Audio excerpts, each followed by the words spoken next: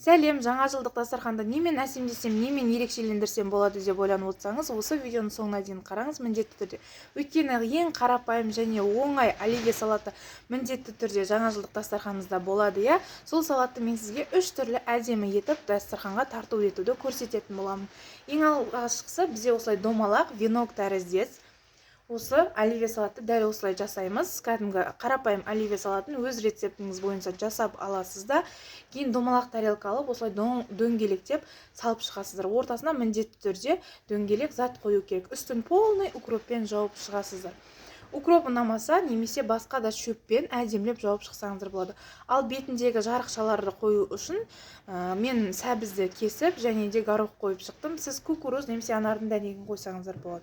Екінші түр бізде ананас тәріздес қылып жасаймыз. Оны да жасау өте оңай, кәдімгі қарапайым оливье салаты бұл да. Өзіңізге ыңғайлы тарелканы аласыз да, шетіне ананасын жапырағы ретінде өзіңіз қалаған жапырақты қоясыздар. Мен мұнда салатны листья қойдым, және де дөңгелек формаға алып дөңгелек формамен оливье салатты қойып шығасыздар. Әртүрлі кольцо немесе мен сияқты кез келген форманы алсаңыз болады. Кейіннен үстіне домалақтап салып алғаннан кейін майонезден әдемі қылып ананастың жолақтарын жасап шығасыздар да, ортасына әртүрлі горохты немесе кукурузды қойып шығасыздар. Осындай керемет салат шығады. Қыздар, және де менің арнама жазылып қоюды ұмытпаңыздар, өйткені жаңа жылдық күнделікті өмірге қажетті рецепттер өте көп шығатын болады. Ал видеом ұнап жатса, лайк басып, комментарий жазып кетуді ұмытпаймыз. Дәл осындай бізде ананас тәрізді салат дайын, қыздар. Ал үшіншісі бізде осылай жануар тәріздес қылып жасадым.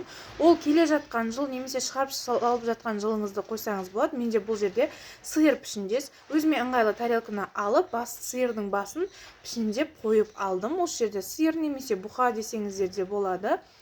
Осылай қойып шығасыздар да, бетін жұмыртқаның сарысы немесе картоппен жауып шықсаңыздар болады бас жағын, ал пәс жағын мен сәбізбен полный жауып шықтым. Және де жан жағын туралап шығасыздар лопатамен. Кейін ал көзін, құлағын, мүйізін барлығын істеген кезде мен сәбіз, картоп және де оливки қайнатылған жұмыртқа қолдандым, қыздар. Барлығы видеода түсінікті деп ойлаймын. Видеом ұнаса міндетті түрде лайк басып, комментария жазып кетіңіздер, қыздар. Менің арнама жазылып, колокольчикті басып қойыңыздар. Өте қызықты видеолар көп болады.